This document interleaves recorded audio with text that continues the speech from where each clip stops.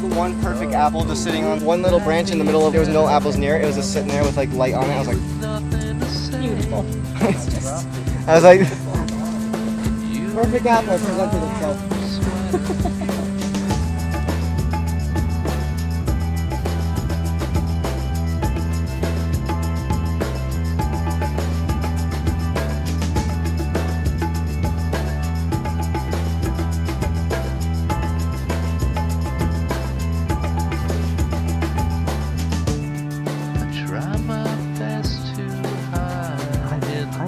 Smile for the camera.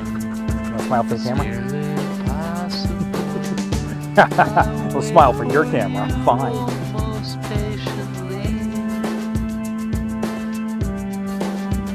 All of our apples are in here. We've got a couple of barrels full, if you remember, and we're just going to be coming in one bucket at a time, and our first step is to wash these off. So you'll notice that some of them, there might be some in here that have kind of rotten over the weekend, and so some of this apple is actually salvageable. So what you're going to do is separate, you're going to still wash it.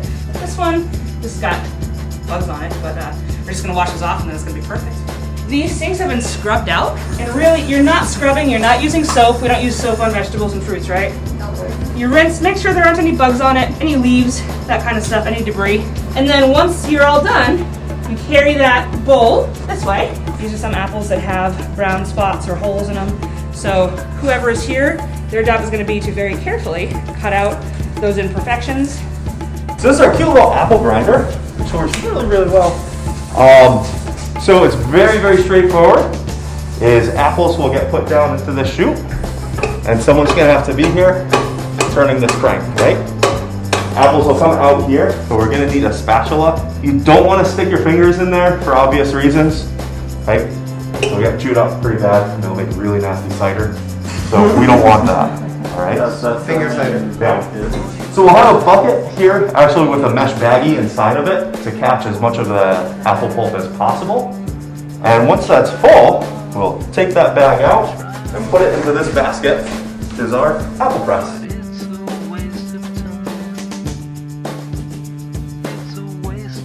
So we'll take our mesh baggie, put it in here, put it on the press, with our little press board on top of the bag, and then squeeze it down, squeeze it down, squeeze it down. It's a really nice, simple press.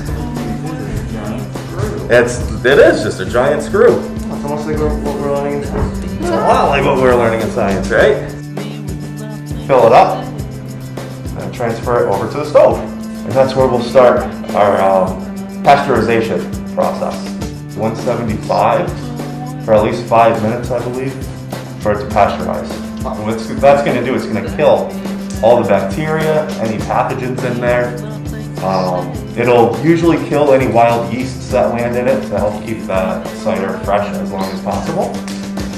But what we have to do with that afterwards is we want to bottle it right away. But we're going to have to sanitize all this stuff before we get into it. Any idea what the heck this thing does? It heats up whatever's passing through. It does heat up whatever's passing through. Yeah. So if we run cold water through this and stick this down into that pot of hot boiling cider, then it's going to pull a lot of heat out of that cider really, really, really fast. Oh. Right?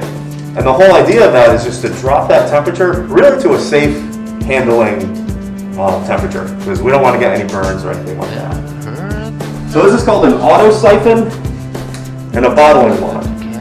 And if you pick it up, it'll draw cider into this tube. And once you push it down, that pressure pushes that cider out the smaller tube to this wand. So we'll have bottles all set up, and all you do is take this wand, put it down inside the bottle, and push down. And it opens up a little valve. And it'll nice and slowly fill up those bottles for us. And once it's full, if we pick it up, it stops the flow. And move on and on and on and on. Simple. Pretty simple, yeah.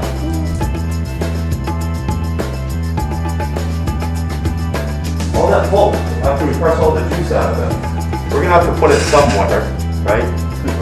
So do we just want to throw it in the food forest? Yeah, you can Yeah. throw it in there with some coffee grounds and then put some wood chips over it to help Perfect. start the compost. composting process? Yeah, I think maybe that area where there's all that cover crop, Yeah. there's nothing growing there, so that's the best to get put down, so, Perfect. yeah. You'll do our initial apple washing and press until 10:30. Then you guys have a snack and game time. And then if we have a good rhythm going and we're producing enough cider, Nathan will lead you in making some apple crisp, which we'll enjoy over poetry after lunch. So we're gonna poem to share with you guys. To Earthward by Robert Frost. Love at the lips was touch as sweet as I could bear, and once that seemed too much. I lived on air that crossed me from sweet things. The flow of, was it musk? From hidden grapevine springs, downhill at dusk. I had the swirl and ache from sprays of honeysuckle that when they're gathered shake dew on the knuckle. I craved strong sweets, but those seemed strong when I was young. The petal of the rose it was that stung. Now, no joy but lacks salt, that is not dashed with pain, and weariness, and fault. I crave the stain of tears, the aftermark of almost too much love, the sweet of bitter bark and burning clove. When stiff and sore and scarred, I take away my hand from leaning on it hard in grass and sand. The hurt is not enough.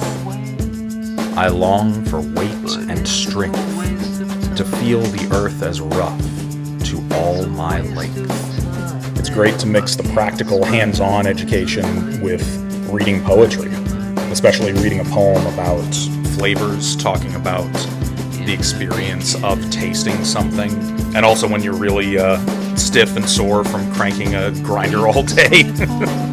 But that's what makes the cider taste good, is the work that you've put into it. Can't have it be all sweet, can't have it be all easy. Life is sweeter when you've had to work for it. The same goes for cider. Sorry. But then, of course, we went back downstairs and proceeded to make caramel apples, so.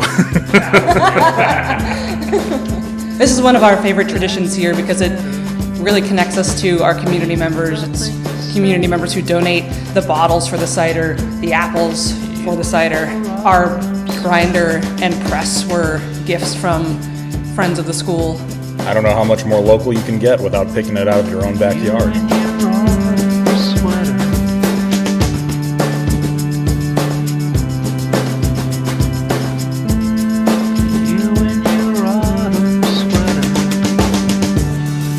I don't even know what you call that. Troll walking? What? Oh, I'm small. You are not worthy. I understand. I try not to make a big deal.